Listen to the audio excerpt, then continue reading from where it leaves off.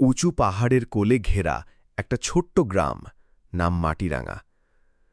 গ্রামটা কেমন যেন পৃথিবীর বাকি সব কিছুর থেকে আলাদা লাগে।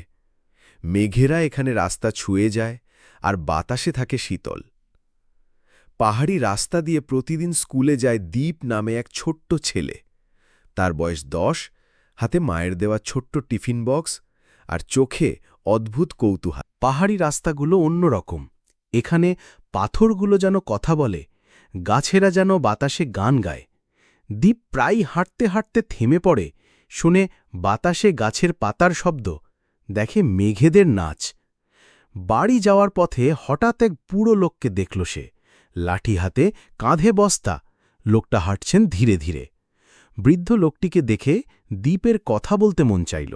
দ্বীপ কাছে গিয়ে বলল, আপনি কোথায় যাবেন দাদুভাই, এত বড় একটা বস্তা কাঁধে নিয়ে? বৃদ্ধ লোকটি হেসে বলেন, পাহাড়ি রাস্তার শেষ মাথায় যেদিকে সূর্য ডুবে যায়, ওই দিকে আমার বাড়ি। দ্বীপ অবাক হয়ে বলল। কিন্তু আমার জানা মতে ওখানে তো কিছু নেই। বৃদ্ধ লোকটি হেসে বলেন, সবাই ভাবে কিছু নেই ওইখানে, কিন্তু ওই রাস্তা যতবার পেরিয়েছি ততবারই কিছু নতুন সাহস আর ভালোবাসা পেয়েছি। বৃদ্ধ লোকের কথা শুনে দ্বীপ বুঝে গেল, এই পাহাড়ি রাস্তা শুধু যাওয়া আসার পথ না, এই রাস্তায় লুকিয়ে আছে হাজারো গল্প। এই যেন গল্প জীবনের পথ। দ্বীপ প্রতিদিন রাস্তা দিয়ে হাঁটে, দেখে, শিখে, কখনো একা, কখনো মেঘের সঙ্গে, কখনো বা বাতাসের সঙ্গে। এইভাবেই একটা পাহাড়ি রাস্তা হয়ে উঠল এক ছেলের জীবনের গল্প। নমস্কার বন্ধুরা, ভিডিও ভালো লাগলে সাবস্ক্রাইব করে পাশে থাকুন।